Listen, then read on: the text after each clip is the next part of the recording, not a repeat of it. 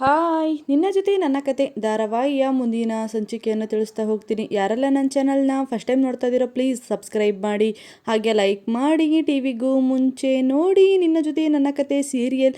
ಹಾಗೆ ಇವತ್ತಿನ ಸಂಚಿಕೆಯಲ್ಲಿ ಇಲ್ಲಿ ಭೂಮಿ ಇದ್ದಳು ಎಕ್ಸಾಮ್ ಬರೆಯೋದಕ್ಕೋಸ್ಕರ ತಯಾರಿ ಆಗ್ತಾಳೆ. ಹಾಗೆ ಮನೆಯವರೆಲ್ಲ ಸೇರಿಕೊಂಡು ಪೂಜೆ ಎಲ್ಲ ಮಾಡಿ ದೇವ್ರ ತಕ್ಕ ಆಶೀರ್ವಾದ ತಗೊಂಡು ಹಾಗೆ ಮನೆಯವರ ಸಹಿತ ಆಶೀರ್ವಾದನೆಲ್ಲ ತಗೊತಿರ್ತಾಳೆ. ಆವಾಗ ಅಜಿತಾ ಇದ್ದನು, ಮಾವ ಒಂದು ನಿಮಿಷ ಹೇಳಿದ ಮಾತನ್ನ ಕೇಳಿ, ನಾವು ಎಕ್ಸಾಮಿಗೆ ಹೋಗ್ಬೇಕಿಂತ ಮುಂಚೆ ನಮಗೆ ಏನೇನು ಬೇಕು ಎಲ್ಲದನ್ನು ಸಹಿತ ಜೋಡಿಸ್ಕೊತಿದ್ವಿ. ಹಾಗೆ ಕ್ಲಾಸ್ ರೂಮಿಗೆ ಹೋದಾಗ ಫಸ್ಟ್ ಆಫ್ ಆಲ್ ಅವಳು ಯಾರ್ದನ್ನು ಸಹಿತ ನೋಡ್ಕೊಳ್ದು ಅಂದರೆ ಯಾರ್ದು ಕಾಪಿ ಹೊಡಿಬೇಡಿ ಅಂತ ಹೇಳಿ, ಯಾಕೆಂದರೆ ಒಬ್ಬೊಬ್ಬರಿಗೆ ಒಂದೊಂದು ಥರ ಕೊಟ್ಟಿರ್ತಾರೆ. ನಾವೇನಾದರೂ ಅವ್ರು ನೋಡ್ಕೊಂಡು ಬರೆದ್ರೆ ಕಾನ್ಸ್ಟೇಬಲ್ ಅಲ್ಲ ಡುಮ್ಕಿನೇ ಹೊಡೆಯೋದು ಅಂತ ಅಂದ್ಬಿಟ್ಟು ಅಜಿತಾ ಹೇಳ್ತಾನೆ. ಅವಾಗ ಅದನ್ನು ಹೇಳಿ ಮಾವ ಅವಳಿಗೆ ಸ್ವಲ್ಪ ಇದನ್ನೆಲ್ಲ ಮಾಡಬೇಡಿ ಅಂತ ಅಂದ್ಬಿಟ್ಟು ಇಲ್ಲಿ ಅಜಿತಾ ಶ್ರವಣಿಗೆ ಹೇಳ್ತಾನೆ. ಅವಾಗ ಸಂಗೀತನಿಗೆ ಡೌಟ್ ಬರೋಕ್ಕೆ ಶುರುವಾಗುತ್ತೆ. ಏನು ಹೇಳಿದೆ ನೀನು ಮಾವ, ಹೇಳು, ಏಕೆ ನಿನ್ನ ಹೆಂಡತಿ ಇಲ್ಲೇ ಇದ್ರಿಗಿದ್ದಾಳೆ ತಾನೆ, ಅದನ್ನು ಹೇಳಿದ್ರೆ ನೀನೇನಾಗೋದು? ನಾನು ಅಂದ್ಕೊಂಡಿದ್ದೆ ಇವರಿಬ್ಬರ ಮಧ್ಯೆ ಏನೋ ಜಗಳ ನಡೆದಿದೆ ಅಂತ, ಆದರೆ ನೀವು ಒಬ್ಬರು ಸಹಿತ ಅರ್ಥ ಮಾಡ್ಕೊಳ್ಲಿಲ್ಲ. ಅದಕ್ಕೋಸ್ಕರ ನಾನು ಹೇಳ್ತಾ ಇದ್ದೀನಿ ಇವರಿಬ್ಬರ ಮಧ್ಯೆ ಏನೋ ನಡೆದಿದೆ, ಅದು ನನಗೆ ಅನುಮಾನ ಬರ್ತಾ ಇರೋದು ನಿಜ ಅಂತ ಅಂದ್ಬಿಟ್ಟು, ಅಯ್ಯೋ ಅಮ್ಮ ಸ್ವಲ್ಪ ನನಗೂ ಮಾತಾಡೋದಕ್ಕೆ ಬಿಡು, ಆ ಥರ ಏನೂ ನಡೆದಿಲ್ಲ, ನೀನು ಯಾಕಮ್ಮ ಚಿಕ್ಕ ಚಿಕ್ಕ ವಿಷಯಕ್ಕೂ ಅನುಮಾನ ಪಡ್ತೀಯಾ? ನಾನು ಭೂಮಿ ಚೆನ್ನಾಗೇ ಇದ್ದೀವಿ, ಆದರೆ ಭೂಮಿ ಎಕ್ಸಾಮಿಗೆ ಹೋಗ್ತೀಯಲ್ಲ ಅದಕ್ಕೋಸ್ಕರ ನಾವು ಇಬ್ಬರ ಹತ್ತಿರ ಕ್ಲೋಸಾಗಿ ಇರೋದು ಬೇಡ, ನೀನು ಸ್ವಲ್ಪ ಸಿಟ್ಟಾಗಿ ಅಂದರೆ ಸ್ಟ್ರಿಕ್ಟಾಗಿ ಎಕ್ಸಾಮ್ ಬರೆದು ಪಾಸಾಗಿ ಬಾ ಅಂತ ಅಂದ್ಬಿಟ್ಟು ಮಾತಾಡ್ಕೊಂಡಿದ್ದೀವಿ. ಅದಕ್ಕೋಸ್ಕರ ಮಾವನಿಗೆ ಹೇಳಿದೆ ಅಂದಾಗ, ಅದೆಲ್ಲ ಇಲ್ಲ ಕಣೋ, ನೀನು ನಾಟಕ ಆಡ್ತಾ ಇದೆಯಾ ಅಂತ ಅನ್ನಿಸ್ತಿದೆ ನನಗೆ. ನಾವು ಅಂದರೆ ನಿಂಗೆ ಅತ್ತೆ ಮನೆ ಊರಿಗೆ ಹೋಗಿದ್ವಲ್ಲ ಅವಾಗ ಈ ಥರ ನಾಟಕ ಆಡು ಅಂತ ಹೇಳ್ತಿದ್ವಿ ಗೊತ್ತಾ, ಆ ಥರನೇ ಇಲ್ಲಿ ಒಂದು ನಾಟಕ ಆಡ್ತಾ ಇದೆಯಾ, ನಿಮ್ಮಿಬ್ಬರ ಮಧ್ಯೆ ಏನೋ ನಡೀತಾ ಇದೆ, ಅದು ನನಗೇನು ಅಂತ ಗೊತ್ತಾಗಬೇಕು ಅಂತ ಅಂದ್ಬಿಟ್ಟು ಸಂಗೀತ ಹೇಳ್ತಾಳೆ. ಅಯ್ಯೋ ಸಂಗೀತ, ಆ ಥರ ಏನೂ ಇಲ್ಲ ಅಂದರೂ ನೀನು ಯಾಕೆ ಕೇಳ್ತಿಲ್ಲ ಅಂದಾಗ ಇಲ್ಲಿ ಅಂದರೆ ರಮಣ್ ಸಹಿತ ಬರ್ತಾನೆ. ಅವಾಗ ಸಂಗೀತ, ನೀನು ಅದ್ರ ಬಗ್ಗೆ ಎಲ್ಲ ಬಿಟ್ಟಾಕು, ಇವಾಗ ಸಂಜೆ ನೀನು ಯಾಕೆ ತುಂಬ ಬೇಜಾರಾಗಿದೆಯಾ, ಅದಕ್ಕೋಸ್ಕರ ಇವಾಗ ಸಂಜೆ ಹೋಗಿ ಮೂವಿ ನೋಡಿಕೊಂಡು ಬರ್ತಾ ಪಾನಿಪುರಿ ಕುಡ್ಸ್ಕೊಂಬರ್ತೀನಿ ಅಂತ ಅಂದ್ಬಿಟ್ಟು ಹೇಳ್ತಾನೆ. ಯಾವ ಮೂವಿನೂ ಬೇಡ, ಯಾವ ಪಾನಿಪುರಿನೂ ಬೇಡ ಅಂತ ಅಂದ್ಬಿಟ್ಟು ಸಂಗೀತ ಹೇಳ್ತಾಳೆ. ಅವಾಗ ಸರಿ ಪಾನಿಪುರಿ ಸಿನಿಮಾ ಬೇಡ ಅಂದರೆ ಸರಿ ಬಾ, ಅಲ್ಲೊಂದು ನಾಟಕ ನಡೀತಾ ಇದೆ ಅಂತೆ, ನಾಟಕ ನೋಡಿಕೊಂಡು ಬರ್ತಾ ನಿನಗೆ ಗೋಬಿ ಕೊಡ್ಸ್ಕೊಂಬರ್ತೀನಿ ಅಂತ. ಶ್ರೀ ಸುಮ್ಮನೆ ಹೋದರೆ ಸರಿ, ನನಗೆ ಊಸಿ ಹೊಡಿಯೋಕ್ಕೆ ಬರಬೇಡಿ, ನೀವೆಲ್ಲದನ್ನು ಮುಚ್ಚಾಕಿ ಒಳಗಡೆ ಏನೇನೋ ಮಾಡ್ತಾ ಇದ್ದೀರಾ, ಇವರಿಬ್ಬರ ಮಧ್ಯೆ ಏನು ನಡೆದಿದೆ ಅಂತದ್ದು ಅಂತ ಅಂದ್ಬಿಟ್ಟು ಮತ್ತೆ ಸಂಗೀತ ಕೇಳ್ತಾಳೆ. ಯಾಕಮ್ಮ ಹೀಗೆ ಅನುಮಾನ ಪಡ್ತೀಯಾ, ನಾವಿಬ್ಬರ ಮಧ್ಯೆ ಏನು ಇಲ್ಲಮ್ಮ ಅಂದಾಗ, ನಿಮ್ಮ ಮುಂಚೆ ಥರ ಖುಷಿಯಾಗಿಲ್ಲ, ಮುಂಚೆ ಥರ ನಗ್ನಗ್ತಾ ಓಡಾಡ್ತಾ ಇಲ್ಲ, ನಿಮ್ಮ ರೊಮ್ಯಾಂಟಿಕ್ಕೇ ಇಲ್ವಲ್ಲೋ ಅಂತ ಅಂದ್ಬಿಟ್ಟು ಸಂಗೀತ ಕೇಳ್ತಾಳೆ. ಅಷ್ಟೇ ನಮ್ಮ ಒಂದು ನಿಮಿಷ ಇರು ಭೂಮಿ, ಅರ್ಥ ಆಯಿತು ಅನಿಸುತ್ತೆ, ಚಿನ್ನ ಹೋಗಿ ನಾನೇ ಡ್ರಾಪ್ ಮಾಡ್ತೀನಿ ಅಂತ ಅಂದ್ಬಿಟ್ಟು ಅಜಿತಾ ಇದ್ದನು ಭೂಮಿನ ಕರ್ಕೊಂಡು ಎಕ್ಸಾಮ್ ಹಾಲ್ಗೆ ಕರ್ಕೊಂಡು ಹೋಗ್ತಾನೆ.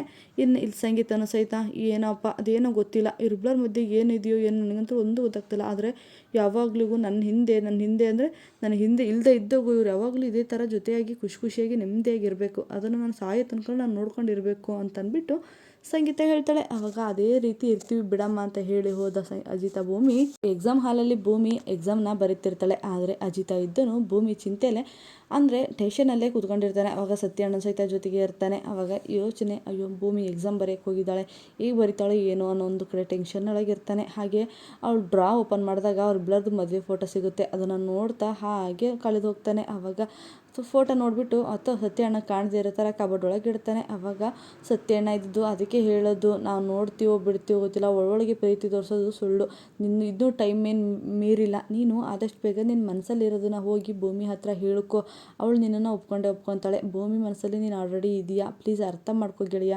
ಟೈಮ್ನ ಕಾಯ್ತಾ ಕೂತ್ರೆ ಆಗೋದಿಲ್ಲ, ಟೈಮ್ ಆಗೋದಕ್ಕೂ ಹತ್ರ ಬಂದಿದೆ, ಪ್ಲೀಸ್ ಆಗೋದ್ರೊಳಗಡೆ ನೀನು ಹೇಗಾದರೂ ಮಾಡಿ ಭೂಮಿನ ನೀನು ಹತ್ರ ಮಾಡ್ಕೊ, ಜೀವನದಲ್ಲಿ ಚೆನ್ನಾಗಿರ್ತೀಯ ಅಂತ ಅಂದ್ಬಿಟ್ಟು ಸತ್ಯಣ್ಣ ಹೇಳ್ತಾನೆ. ಅವಾಗ ನೋಡು ಸತ್ಯಣ್ಣ, ನೀನು ಮಾತಾಡೋದನ್ನ ಮಾತಾಡು, ನಮ್ಮಿಬ್ಬರ ಮಧ್ಯೆ ಬರಬೇಡ, ನಮಗೆ ಅದಕ್ಕೂ ಸರಿ ಹೋಗಲ್ಲ, ನೀನು ಮಾಡಬೇಕಾಗಿದ್ದು ಬೇಕಾದ ಕೆಲಸ ಇದೆ, ನೀನು ಅದನ್ನು ಮಾಡು, ಅದನ್ನು ಬಿಟ್ಟು ಇವ್ಯಾವ್ದು ಬೇಡದಿರೋ ಕೆಲಸಕ್ಕೆಲ್ಲ ಕೈ ಹಾಕ್ತೀಯಾ, ಇದು ಯಾವತ್ತಿದ್ರೂ ಆಗದೇ ಇರೋ ಕೆಲಸ, ಅದಕ್ಕೆ ಯಾವತ್ತೂ ಕೈ ಹಾಕಲೇಬಾರ್ದು ನೀನು ಅಂತ ಅಂದ್ಬಿಟ್ಟು ಇಲ್ಲಿ ಅಜಿತಾ ಹೇಳ್ತಾನೆ. ಅದು ಹೆಂಗಾಗುತ್ತೋ ಅಂದಾಗ ಹೆಂಗೂ ಇಲ್ಲ ಮಾಡೋ ಕೆಲಸನ ಮಾಡು ಅಂದೆ ಅಷ್ಟೇಯ ಅಂತ ಅಂದ್ಬಿಟ್ಟು ಇಲ್ಲಿ ಅಜಿತಾ ಸತ್ಯಣ್ಣನಿಗೆ ಬೈತಾನೆ. ಅವಾಗ ಸರಿ ಬಿಡಪ್ಪ ಆಯಿತು ಅದನ್ನೇ ಮಾಡ್ತೀನಿ ಅಂತ ಹೇಳಿ ಅಲ್ಲಿಂದ ಮನೆಗೆ ಹೊರಡ್ತಾರೆ. ಮನೆಯಲ್ಲಿ ಎಲ್ಲರೂ ಸಹಿತ ಕೂತ್ಕೊಂಡಿರ್ತಾರೆ. ಅವಾಗ ಅಂದರೆ ಇಲ್ಲಿ ದೇವಯ್ಯನಿದ್ದಳು ಒಂದು ಆಲ್ಬಮ್ನ ತಂದು ಎಲ್ಲರಿಗೂ ತೋರಿಸ್ತಿರ್ತಾಳೆ. ಅವಾಗ ಭೂಮಿ ಇದ್ದಳು ಇಲ್ಲಿ ಶ್ರವಣು ಹಾಗೆ ಶಾರದಾ ಮುಂಚೆ ಫೋಟೋನ ತೆಗೆದು ತೋರಿಸ್ತಾ ಇರ್ತಾಳೆ. ಅವಾಗ ಶ್ರವಣ್ ಇದ್ದನು ತುಂಬ ಹ್ಯಾಂಡ್ಸಮ್ ಆಗಿದ್ದು, ಹಾಗೆ ಶಾರದನು ಸಹಿತ ತುಂಬ ಹ್ಯಾಂಡ್ಸಮ್ ಆಗಿದ್ದದನ್ನ ಫೋಟೋನೆಲ್ಲ ನೋಡ್ತಿರ್ತಾಳೆ. ಅವಾಗ ನೀವು ತುಂಬಾ ಚೆನ್ನಾಗಿದ್ದೀರಾ ಸಾಹೇಬ್ರೇ ಅಂತ ಅಂದ್ಬಿಟ್ಟು ಭೂಮಿ ಹೇಳಿದಾಗ ಸಂಗೀತ ಇದ್ದಳು, ಅಯ್ಯೋ ನಮ್ಮ ತಮ್ಮ ಯಾವ ಹೀರೋಕ್ಕಿಂತ ಏನು ಕಮ್ಮಿ ಇಲ್ಲ, ಗೇಮ್ ಹರೈದು ವಯಸ್ಸಲ್ಲಿ ಹೀರೋ ಇದ್ದಂಗಿದ್ದ ಅಂತ ಅಂದ್ಬಿಟ್ಟು ಸಂಗೀತ ಹೇಳ್ತಾಳೆ. ಅವಾಗ ಸಾಹೇಬ್ರೆ ನೋಡಿಲಿ ಸಾಹೇಬ್ರೆ ನೀವು ಹೇಗಿದ್ದೀರಾ ಅಂತ, ಸಖತ್ತಾಗಿದ್ದೀರಾ, ಅದೆಲ್ಲ ಬಿಟ್ಟಾಕಿ ಶಾರದಮ್ಮ ನೋಡಿಲಿ ಹೆಂಗಿದ್ದಾರೆ, ಅಪ್ಪ ಅವಾಗಂತೂ ಹೀರೋಯಿನ್ ಇದ್ದಂಗಿದ್ದಾರೆ, ನಿಮ್ಮ ಜೋಡಿ ನೋಡ್ತಾ ಇದ್ರೆ ಆಹಾ ಎಷ್ಟು ಚಂದ ಇದೆಯಲ್ಲ, ನೀವು ಮುಂಚೆ ಥರ ಇವಾಗಲೂ ಸಹಿತ ಅದೇ ರೊಮ್ಯಾಂಟಿಕ್ ಆಗಿದ್ದರೆ ಎಷ್ಟು ಚೆನ್ನಾಗಿರುತ್ತಲ್ಲ ಸಾಹೇಬ್ರೆ ಅಂತ ಅಂದ್ಬಿಟ್ಟು ಭೂಮಿ ಹೇಳ್ತಾಳೆ. ಅವಾಗ ಅಜಿತಾ ಇದ್ದನ್ನು ನನಗೊಂದು ಐಡಿಯಾ ಬಂದಿದೆ, ಅಂದರೆ ಶಾರದತ್ತೆಗೆ ನೀವು ಮುಂಚೆ ಎಲ್ಲೆಲ್ಲಿ ಓಡಾಡಿದ್ರಿ, ನೀವು ಎಲ್ಲೆಲ್ಲಿ ಹೋಗಿದ್ರಿ, ಹಾಗೆ ನೀವು ಕಳೆದಿರೋ ಒಂದು ಜಾಗಗಳನ್ನೆಲ್ಲ ಕರ್ಕೊಂಡೋಗಿ ತೋರಿಸಿದ್ರೆ ಅವ್ರಿಗೆ ಹಳೆದೆಲ್ಲ ನೆನಪಾಗ್ಬೋದೇನೋ ಅಂತ ಅಂದ್ಬಿಟ್ಟು ಅಜಿತಾ ಹೇಳ್ತಾನೆ. ಹೌದು ಅಲ್ಲ, ಒಳ್ಳೆ ಐಡಿಯಾ ಅಜಿತಾ, ನೀನು ಅಂದ್ಕೊಂಡಿರೋದು ನಿಜ. ಆದರೆ ಶಾರದನಿಗೆ ಆದಷ್ಟು ಬೇಗ ನೆನಪು ಬಂದೇ ಬರುತ್ತೆ, ಅವಳು ಎಲ್ಲೆಲ್ಲಿ ಓಡಾಡಿದ್ಲು, ಅವಳು ಏನೇನು ತೊಗೊಂಡಿದ್ಲು, ಎಲ್ಲೆಲ್ಲಿ ತಿಂದಿದ್ಲು, ಆ ಎಲ್ಲ ಪ್ಲೇಸ್ನ ತಕ್ಕ ಅವಳನ್ನ ಕರ್ಕೊಂಡು ಹೋಗೋಣ, ಹಾಗೆ ಜೊತೆಗೆ ನಾವು ಹೋಗೋಣ, ಅಲ್ಲಿ ಏನಾಗುತ್ತೆ ಏನೋ, ಹಾಗೆ ಅಂದರೆ ಶಾರದಾಗೆ ಹಳೆ ನೆನಪೆಲ್ಲ ಬರ್ಬೋದು ಅಂತ ಅಂದ್ಬಿಟ್ಟು ಇಲ್ಲಿ ದೇವಯ್ಯನ ಹೇಳ್ತಾಳೆ. ಸರಿ ಅದಕ್ಕೆ ಯಾಕೆ ಭಾಳ ಟೈಮ್ನ ವೇಸ್ಟ್ ಮಾಡೋಣ, ಇವತ್ತೇ ಹೋಗೋಣ ನಡ್ರಿ ಅಂತ ಅಂದ್ಬಿಟ್ಟು ಹೇಳ್ತಾಳೆ. ಅವಾಗ ಸರಿ ಆಯಿತು ಇವತ್ತೇ ಹೋಗೋದ್ರಾಯ್ತು ಬಿಡ್ರಿ ಅಂತ ಅಂದ್ಬಿಟ್ಟು ಮನೆಯವರೆಲ್ಲ ಸೇರಿಕೊಂಡು ಮಾತಾಡ್ತಿರ್ತಾರೆ. ಆದರೆ ದೇವಯ್ಯನಿಗೆ ಇದೇ ಒಂದು ಒಳ್ಳೆ ಚಾನ್ಸ್ ಆಯಿತು, ಅಂದರೆ ಶಾರದಾನ ಹೇಗಾದರೂ ಮಾಡಿ ಸಾಯಿಸ್ಬೇಕು, ಶಾರದಾ ಏನಾರು ಇನ್ನೂ ಬದುಕಿದ್ರೆ ನನ್ನ ಗತಿ ಮುಗೀತು, ನನ್ನ ಮಗನ ಮದುವೆ ಆಗೋದಕ್ಕೆ ಇವಳು ಬಿಡಲ್ಲ ಅನಿಸುತ್ತೆ ಅಂತ ಅಂದ್ಬಿಟ್ಟು ದೇವಯ್ಯನಿ ಮನಸ್ಸಲ್ಲೇ ಅನ್ಕೊತಿರ್ತಾಳೆ.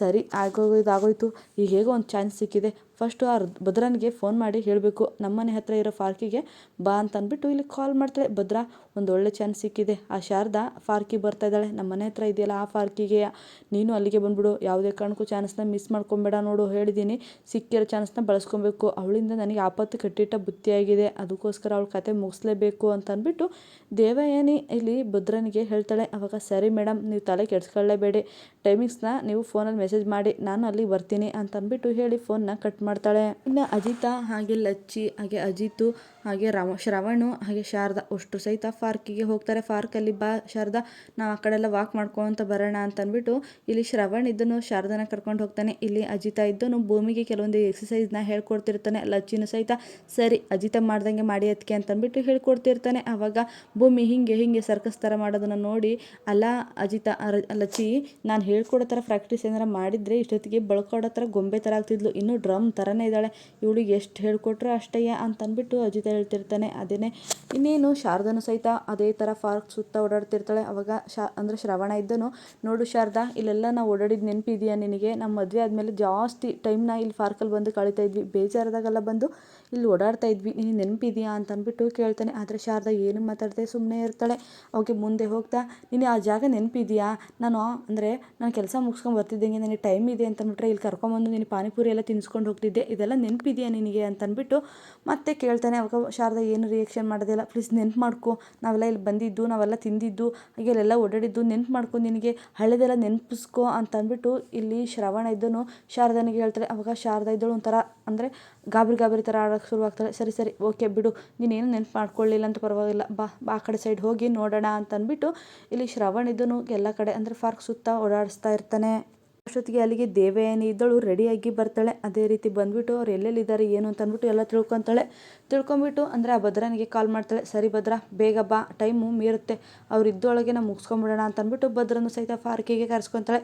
ಭದ್ರ ಬಂದ್ಬಿಟ್ಟು ಆ ಕಡೆ ಈ ಕಡೆ ನೋಡ್ದಂಗೆ ಇಲ್ಲಿ ದೇವಯಾನಿ ಸೊನ್ನೆ ಮಾಡ್ತಾಳೆ. ನಾನು ಇಲ್ಲಿದ್ದೀನಿ, ನೀನು ಕೆಲಸ ಮುಗಿಸು, ಅವರೆಲ್ಲ ಅಲ್ಲಿದ್ದಾರೆ ನೋಡು ಅಂತ ಅಂದ್ಬಿಟ್ಟು ಕೈ ಸೊನ್ನೆಯಲ್ಲೇ ತೋರಿಸ್ತಾಳೆ. ಆಯಿತು ಮೇಡಮ್ ನೀವು ಅಂದ್ಕೊಂಡಂಗೆ ಮಾಡೇ ಮಾಡ್ತೀನಿ ಅಂತ ಅಂದ್ಬಿಟ್ಟು ಇಲ್ಲಿ ಭದ್ರನು ಸಹಿತ ಡಿಸೈಡ್ನ ಮಾಡ್ತಾನೆ. ಅವಾಗ ಸರಿ ಅಂತ ಅಂದ್ಬಿಟ್ಟು ಇಲ್ಲಿ ದೇವಯಾನಿ ಇದ್ದಳು ಹಿಂದೆಗಡೆನೇ ನಿಂತ್ಕೊಂಡು ನೋಡ್ತಿರ್ತಾಳೆ. ಇನ್ನೇನು ಭದ್ರ ನಾನು ಅಂದ್ಕೊಂಡಿರೋ ಕೆಲಸ ಮಾಡಿ ಮುಗಿಸಿ ಹೋಗಲೇಬೇಕು ಅಂತ ಅಂದ್ಬಿಟ್ಟು ಶಾರದಾ ಇರೋ ಕಡೆ ಓಡಿ ಹೋಗ್ತಾನೆ. ಅಜಿತನು ಸಹಿತ ಅಲ್ಲೇ ಭೂಮಿಗೆ ಎಕ್ಸಸೈಸ್ ಹೇಳ್ತಾ ಕೂತಿರ್ತಾನೆ. ಇನ್ನೇನು ಭದ್ರ ಶಾರದಾ ಹತ್ರ ಹೋಗಬೇಕು. ಅಜಿತ ಅದನ್ನು ನೋಡಿ ಆ ಭದ್ರನ ತಡಿತಾನೆ. ಭದ್ರನ ತಡೆದ್ಬಿಟ್ಟು ಆ ಭದ್ರನಿಗೆ ಹಿಡ್ಕೊಬೇಕು. ಅಷ್ಟರೊಳಗಡೆ ದೇವಯಾನಿ ಕಡೆ ತಿರುಗಿ ಸೊನ್ನೆನ ಮಾಡ್ತಾನೆ. ಅದು ಅಂದರೆ ದೇವಯಾನಿ ಕಡೆ ತಿರುಗಿ ನೋಡಿ ಸೊನ್ನೆ ಮಾಡಿದ್ದನ್ನ ಅಜಿತ ನೋಡಿ ಅಂದರೆ ದೇವಯಾನಿ ತಗ್ಲಾಕೊಂತಾಳ. ಹಾಗೆ ಭದ್ರ ಎಲ್ಲ ಸತ್ಯನೂ ಬಾಯ್ ಬಿಡ್ತಾನ. ನೆಕ್ಸ್ಟ್ ವಿಡಿಯೋದಲ್ಲಿ ತಿಳಿಸ್ತೀನಿ. ಯಾರೆಲ್ಲ ನನ್ನ ವಿಡಿಯೋನ ಕೊನೆ ತನಕ ನೋಡಿದಿರೋ ಎಲ್ಲರಿಗೂ ಹೃದಯಪೂರ್ವಕ ಧನ್ಯವಾದಗಳು. ನೆಕ್ಸ್ಟ್ ವಿಡಿಯೋದಲ್ಲಿ ಸಿಗ್ತೀನಿ. ಬಾಯ್.